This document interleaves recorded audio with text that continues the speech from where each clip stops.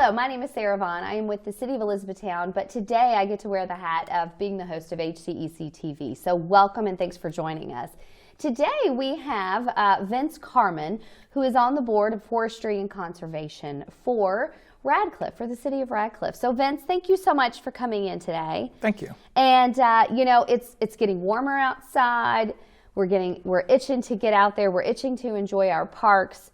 Hardin County, we are so blessed in Hardin County to have the park system that we have in both Radcliffe and Elizabethtown, and free, completely free, which as a mom of three, I'm a big fan of, and spaces to take our kids and our families and have picnics and our dogs and all of those things. And so today, something that's very exciting to be talking about, getting outside and getting that exercise and enjoying nature, is Saunders Springs, which you hold very dear to your heart. So tell us what the board does. Tell us about Saunders Springs. What can we go there and see, and where is it located for folks that may not know? The board oversees conservation concerns for the City of Radcliffe, but primarily we're the overseers of Saunders Springs.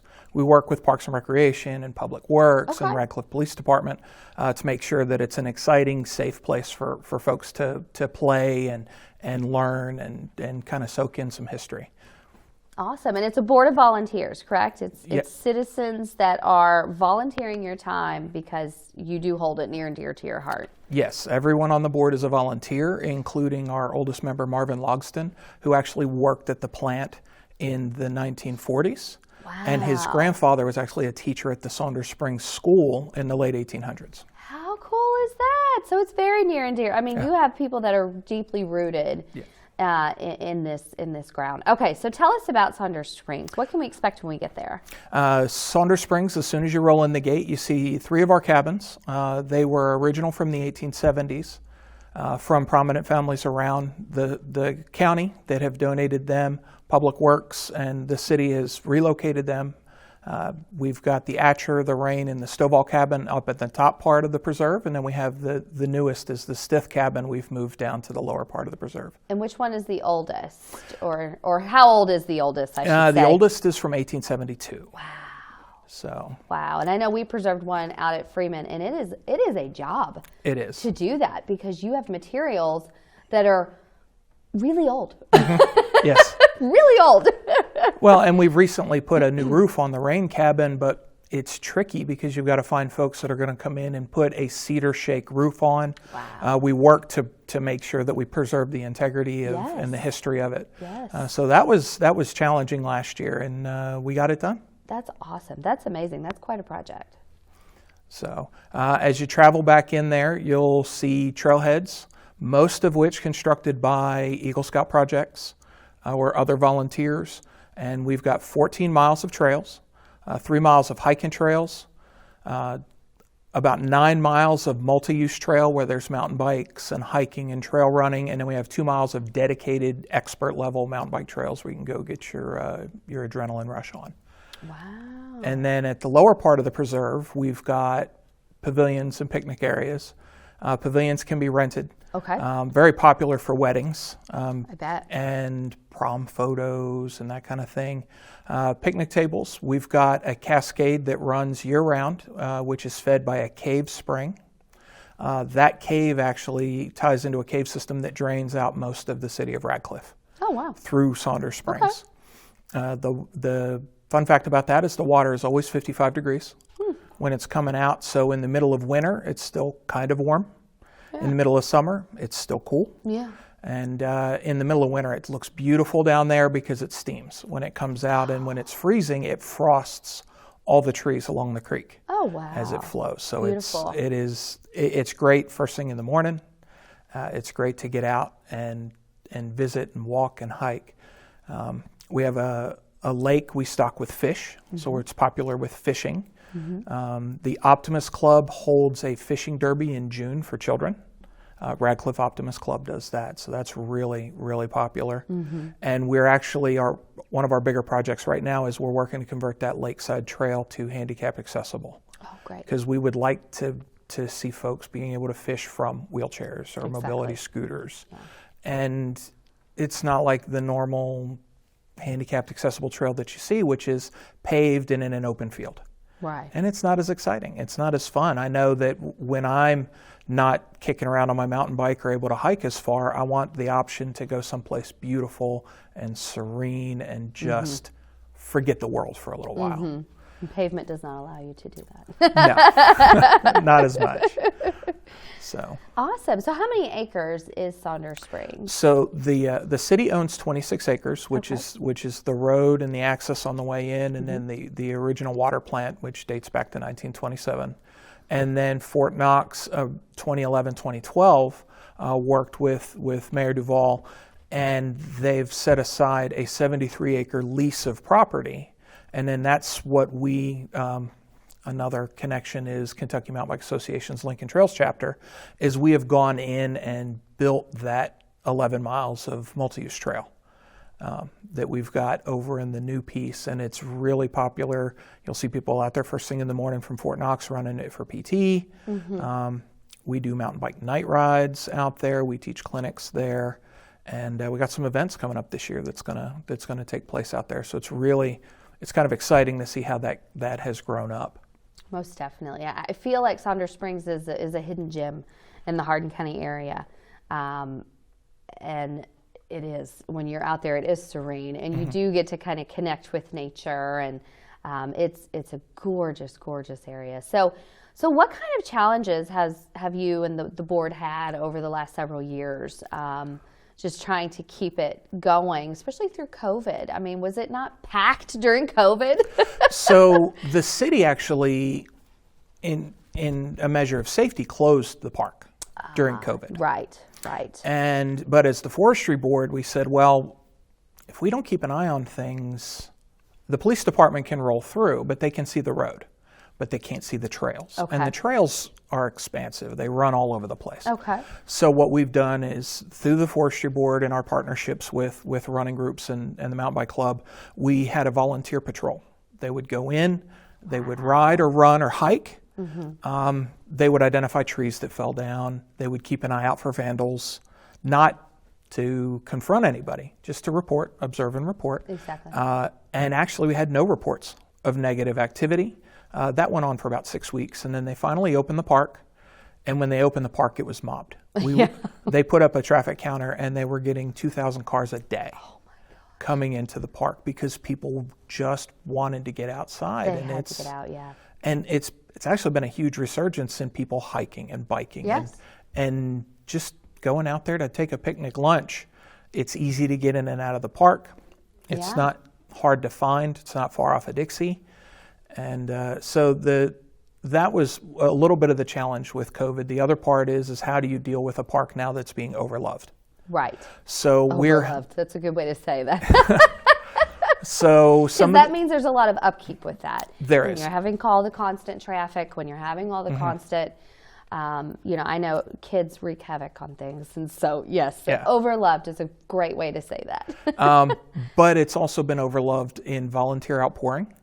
Nice. And we've, through the forestry board and city funding, we've put in new speed bumps because the road was paved and it became a speedway. Right. Because it's easy to roll down in there and as steep as it gets.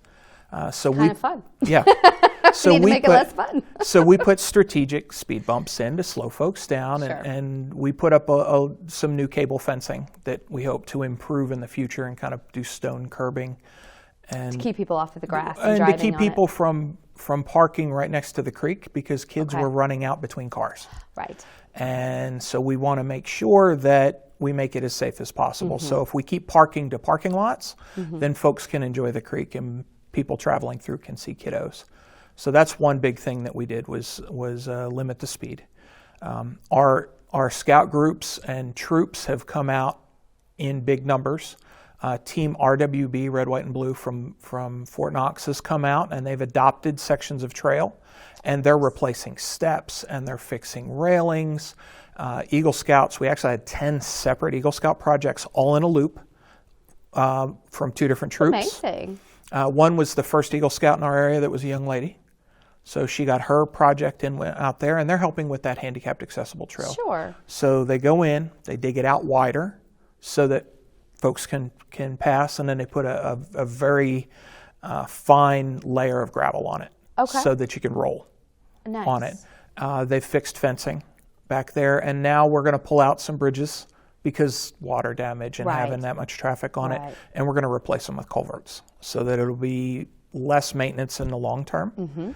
Because the long-term goal of the board is to make Saunders Springs like a national park. And in some of that, we want to move from the wooden features that were built early on that are higher maintenance to these stone overlooks and features that'll go, like Parks and Recreation just finished re-fencing the front part of the property with the horse-style fencing that you see out towards Lexington. Beautiful. So we've that was a big project. They knocked it out. The wood is actually from harvested ash trees. And the trees we had to harvest were because, and this is from around the city, in other parks and other city properties. We don't harvest in Saunders Springs as a nature preserve. But they harvested the wood and milled it down because there was actually a bug that has come down from the north called an emerald ash borer. And it kills ash trees. So we've actually dropped all of the ash trees that we've had. But we drop them and leave them because critters live in them, near them, around them, that kind of thing. But the city has repurposed the wood that they've harvested around town, which is beautiful for conservation. And then that's the wood that they use to make the fences, they've milled it down. So what a wonderful way to recycle that and put it back into nature and put it back into the park. And we want it to feel like they're homesteads from the 1800s. So that when you step into the park, you're stepping back into history. So speaking of, tell me about the cabins out there. Can you tour them? Can you go into them? What is that like? That's actually something that's on our agenda. We have beautiful cabins. We don't have beautiful furnishings. And part of it was we had some roof problems. So we don't want our antique tables or anything to get hurt or harmed. So we would like to build up programming. We would like to offer tours.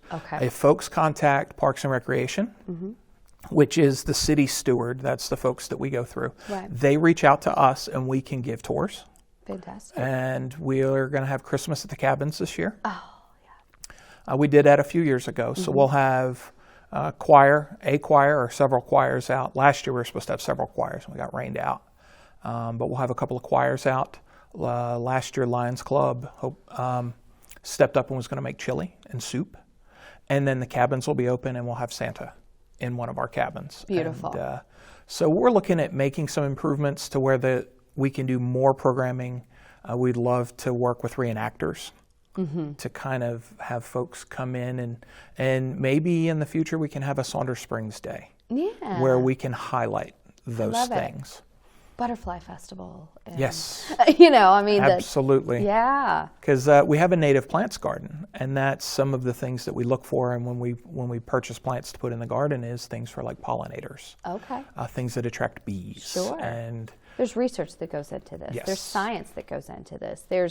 You all are actively trying to preserve it, and to keep it going for your great grandchildren to be able to enjoy it. Absolutely. And that takes a lot of work.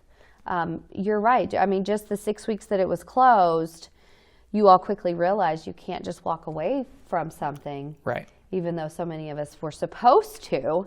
But yes, you had to go back and make sure it stays maintained and cleaned and safe. Unfortunately, we have the people in our community, and every community has them, that do the vandalizing. And so how can someone that's watching that has no connection at all to any of this, but they're like, you know what, I haven't been to Saunders Springs, how can they either find out more information? How can they be a part of this? Just visit, or what would you need from them? So the first step for information is Radcliffe's tourism website. The Radcliffe Fort Knox tourism website has the website for Saunders Springs. Perfect. There's also a Facebook page for Saunders Springs. You can reach out to Parks and Recreation and say, I want to volunteer. Nice. Like we have 2 campsites for Scouts.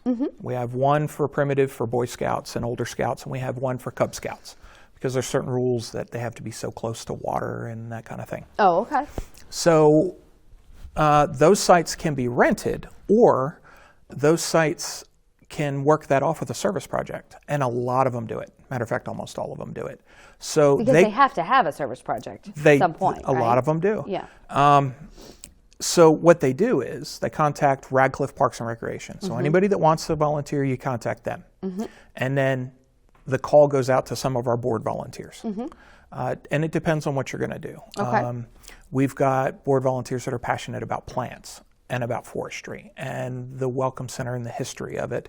And then you've got the ones that are doing active things like building trails, Eagle Scout projects. So Parks and Recreation, they're the hub for that information. Okay. They can reserve pavilions right at Parks and Rec. That was my next question. Okay. So they can reach out to there. If it's a community group and they want to do some volunteer work, they can work off that fee for the pavilions like they can the campsites. Okay. Like often an Eagle Scout will reserve a pavilion to feed their volunteers, and that can go with the project. So that helps groups go out because they don't have to outlay cash. Yeah. Plus, when you contact us as volunteers, we have a stash of tools in the preserve, hand tools. We have folks that will teach you what to cut, what not to cut. Nice. Or how to clean up, or we'll give you trash bags, and then Parks and Rec will pick them up so that you can clean up in the park. When we got the preserve, or the annex, which is our 73-acre lease, we pulled batteries and couches and all kinds of things out from back there because it was out of sight, out of mind. Right. Wow. So we've pulled all that out. We work with the city. The city will help pick it up. So yeah, Parks and Recreation is the hub for that. Okay. Fantastic. So today, what are the hours on a normal day? Is it when the sun is up?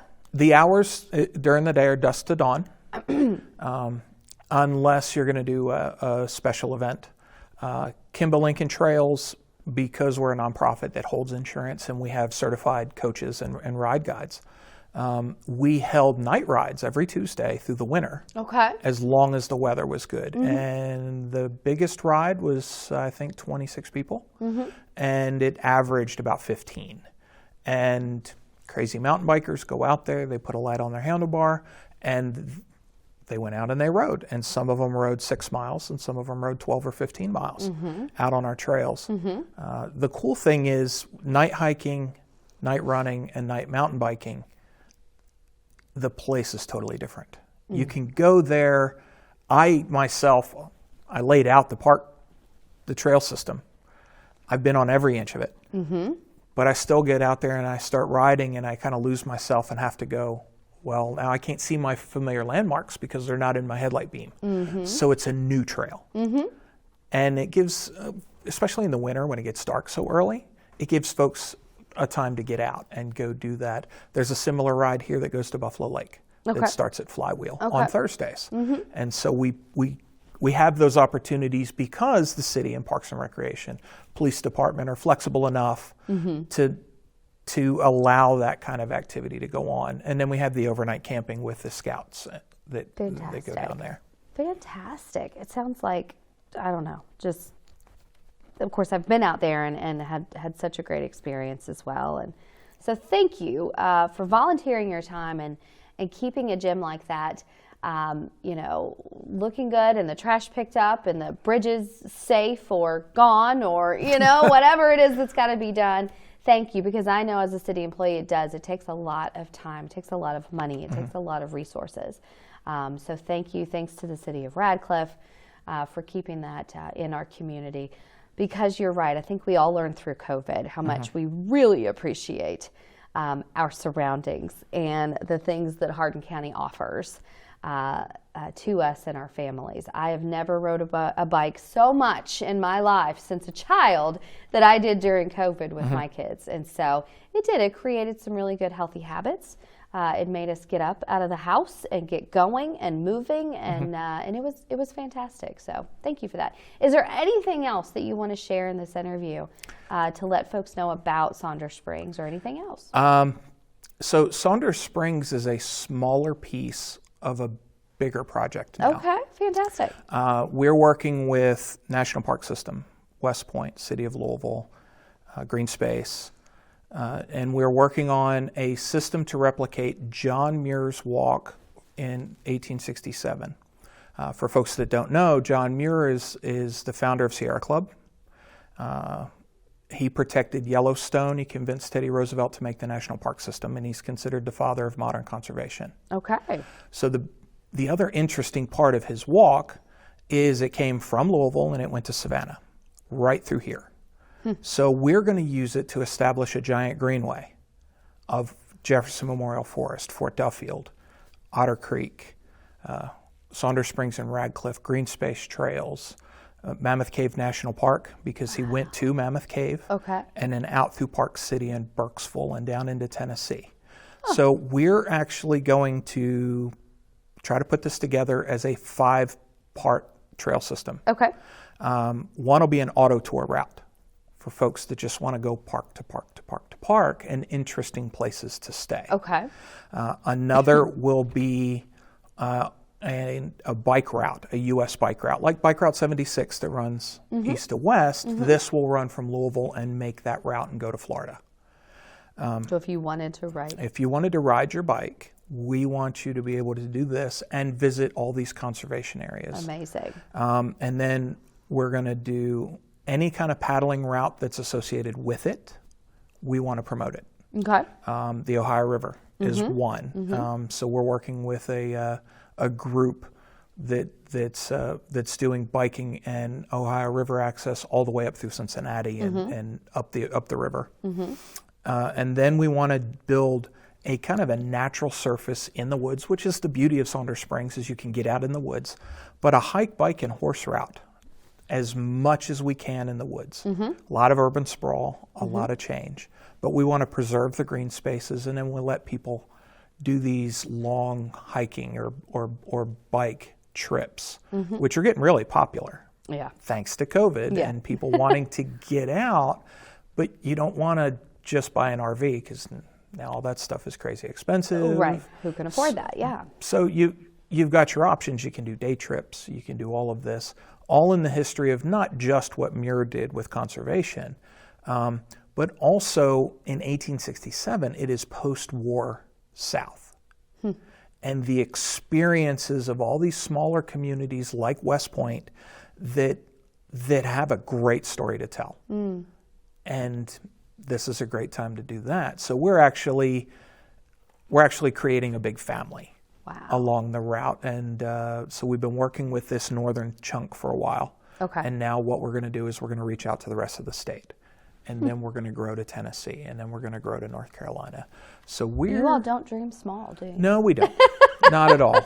No. And thank you for that, because we need people like you in our community that do that and create those opportunities, because it's also, too, not only about history preservation and not only about all these things about, with nature preservation, but it's also about our economy. And it's about our cities. It's about our government. It's about all of these things. It trickles into all these different avenues. I mean, as you're talking, I'm thinking, wow, what that does for, the people that are traveling, they have to eat and they want to shop. And the people that are doing this, they like journeys. Yes. And they like new locations, and they're interested to learn, and they have the time. And so those are the kind of new people we want in our communities. And it's a win-win, because if you live here, you get it right in your back door. Exactly. And you get opportunities to even go elsewhere. So that's amazing. I am just absolutely, that's just great. That's amazing. So we do have a couple of events that we're going to do this year. Let us know. We're almost out of time. June 4th is National Trails Day. Okay. So we're going to have some type of event. We're still trying to glue it together. So we'll have a National Trails Day event. It will include a little volunteerism. It'll also include tours of the trails. August 27th or 28th. It is the Saturday at the end of August. The Kentucky Interscholastic Cycling League which is junior high and high school mountain bike racing in Kentucky. Our first event will be at Saunders Springs. Okay. And it's going to be the adventure ride. So it's not going to be a timed race per se. It's going to be an opportunity for kids to learn new skills. Like a fun ride. Yes. We have a lot of like interesting features and wood bridges and twists and turns. Gotcha. Okay. And then the last event, Veterans Day weekend, we're working with Central Kentucky Race Management and Greg Milby and team to put on a foot race, trail run. Nice. And the next day will be mountain bike racing. Nice. And then we paired that with the race at Buffalo Lake to see if we can to award a King and Queen of Hardin County to see who's the fastest in the woods. I like it. Okay, so to finish up, give us the contact information one more time if folks want to learn more, want to look more into this, want to volunteer, want to just get info. For information, check out the Saunders Springs page on the Radcliffe Fort Knox Tourism page. Okay. If you have reservation information or want to talk about events or volunteering, contact Radcliffe Parks and Recreation. Through the city of Radcliffe. Yes. Perfect. Vince, thank you so much for all your volunteer work, giving of your time, which is the most valuable thing that we can give. So thank you for that. It takes a village to keep these things going. So thank you. Thank you for tuning in. We hope that if you have never been to Saunders Springs, that you go and visit this spring and this summer, this winter. And if you're interested even a little bit in those trails or mountain biking or any of those things that's going to get you out and get you healthy and get you connected to nature, then definitely check all this out, because there are some great resources we have in our backyard, literally. So thank you for joining us. Have a fantastic day.